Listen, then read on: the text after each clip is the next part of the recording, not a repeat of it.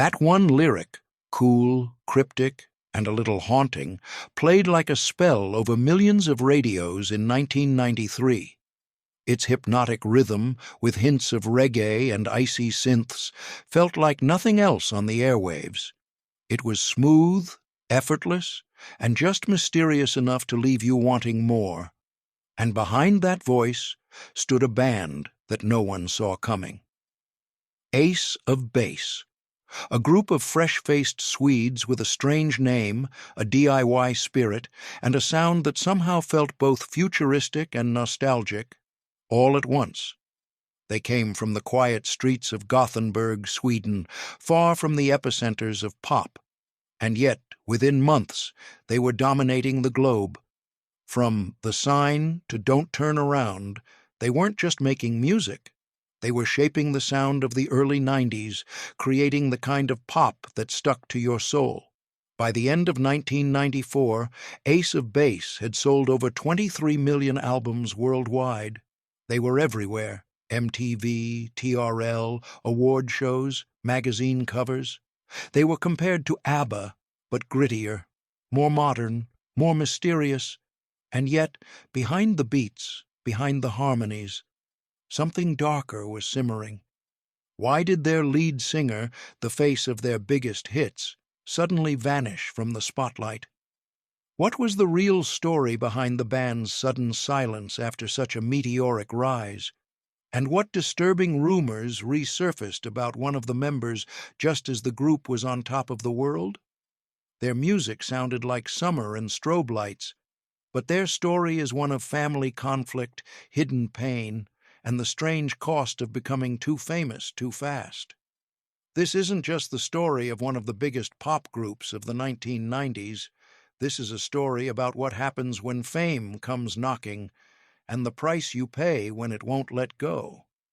If you love uncovering the real stories behind the voices that shaped music history, hit that subscribe button and join us here on RetroWaves, where legends live on. Before the world knew them as pop royalty, Ace of Base were just a group of siblings and a friend with a dream, tucked away in the quiet coastal city of Gothenburg, Sweden.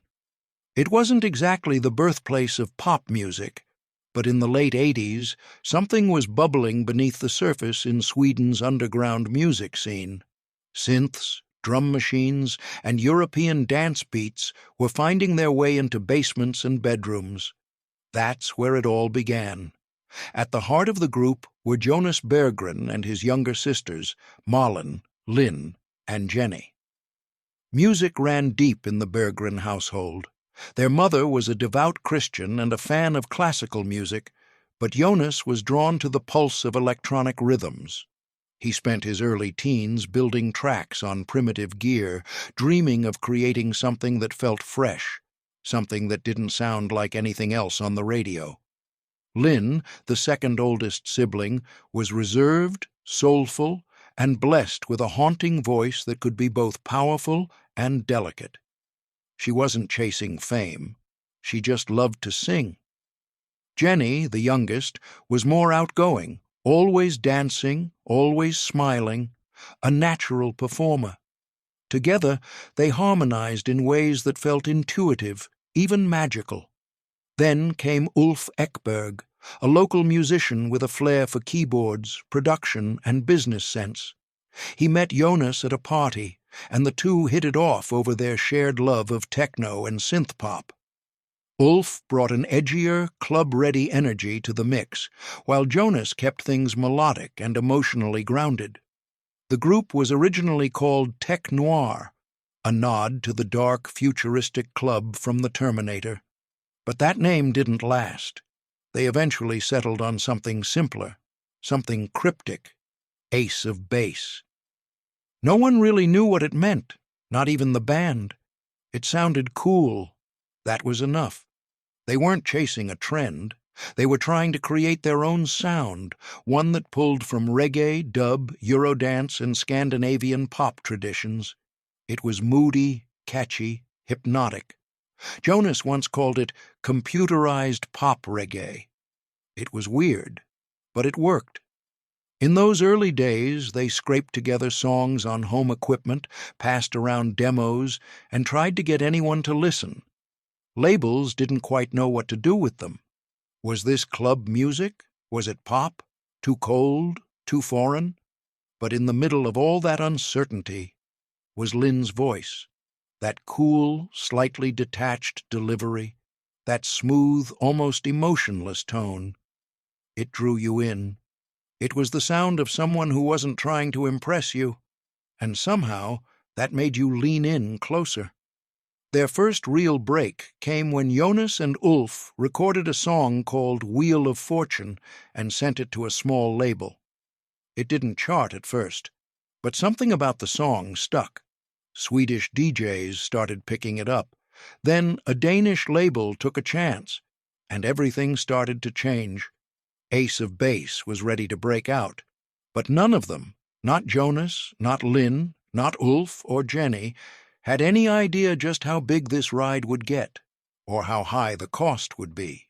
Before they became a household name, Ace of Base spent years in the shadows, playing the long game in an industry that didn't quite know where they fit. In the early 90s, the international music scene was in flux. Grunge was rising in the US, techno was dominating European clubs, and hip-hop was becoming the new voice of youth. And here came a group from Sweden, not quite dance, not quite reggae, not quite pop, trying to carve out space in a world that hadn't made room for them yet. Their early demo tapes made the rounds, but most record executives just didn't get it.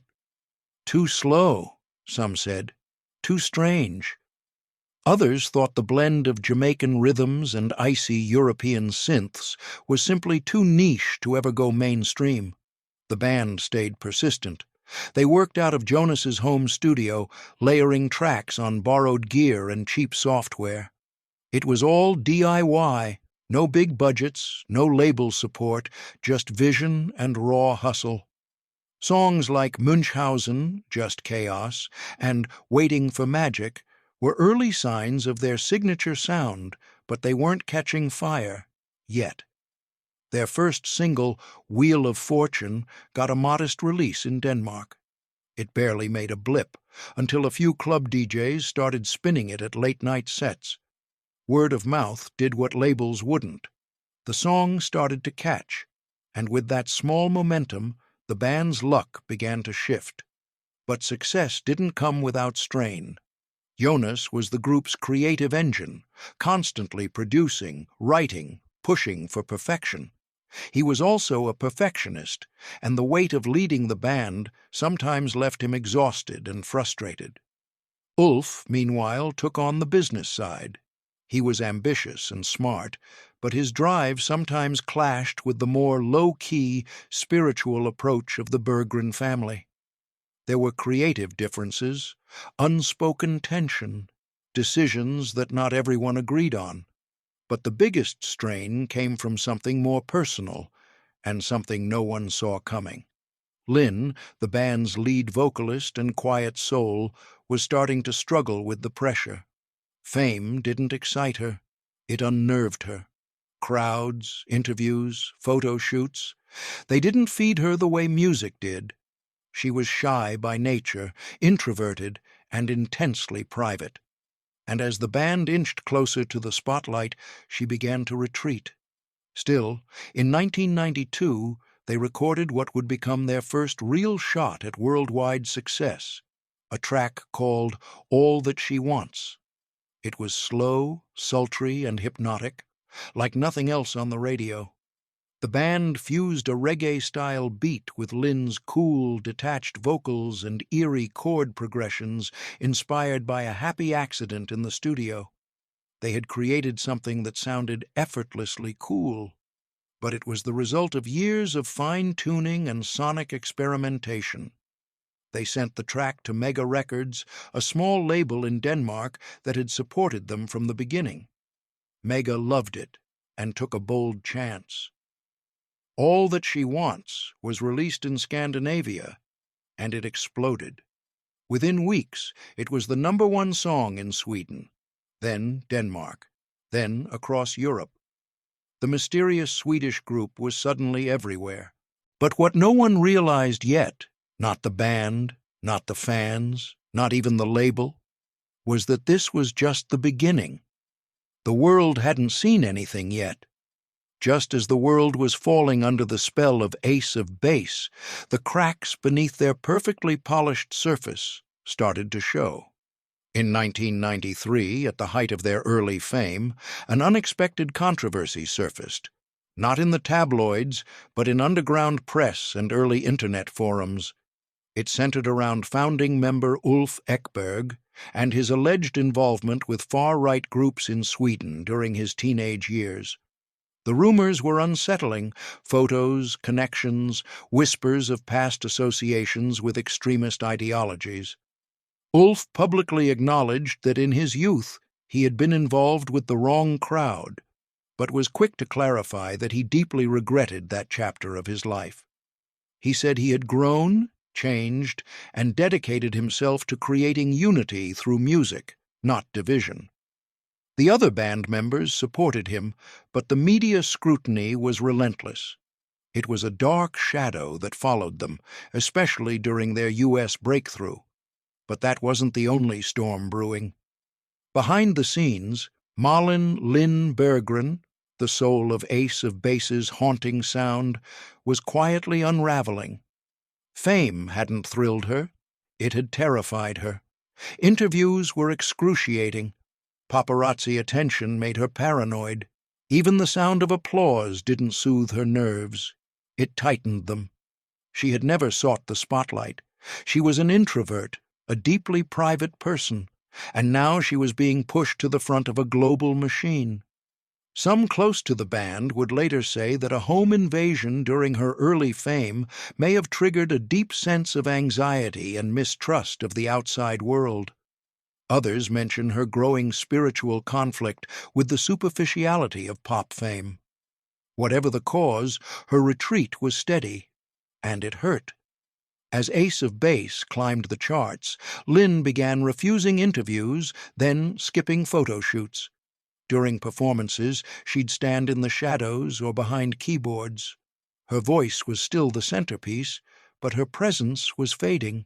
And though the band didn't speak openly about it at the time, it was clear something had changed. The world was seeing a shiny, rising pop group, but inside, Ace of Base was already drifting into separate worlds. Just when the internal strain threatened to pull them apart, Ace of Base experienced their greatest triumph, the kind of breakout most artists only dream about. In 1993, they released the U.S. version of their debut album, The Sign, and the title track would catapult them into pop history. With those lyrics, they carved a permanent place on the global stage. The song shot to #1 on the Billboard Hot 100, staying there for 6 consecutive weeks. The album became one of the best-selling debut records of all time in the U.S., going platinum 9 times over. It was everywhere: car radios, shopping malls, teenage bedrooms. Kids were singing it, parents were humming it, DJs were remixing it. Ace of Base wasn't just popular. They were defining the sound of the early 90s. Don't Turn Around, Living in Danger, Happy Nation. Each song layered Lynn's cool, enigmatic vocals over thumping beats and eerie synths. Their sound was hypnotic, like ABBA with a darker twist. Even though Lynn was slowly retreating, her voice was still front and center. It gave the band an emotional edge that other pop acts lacked. There was something unresolved in it, a detachment that felt both melancholy and magnetic. At award shows, they were now rubbing shoulders with icons. They earned Grammy nominations, international music awards, and praise from producers who once passed them over.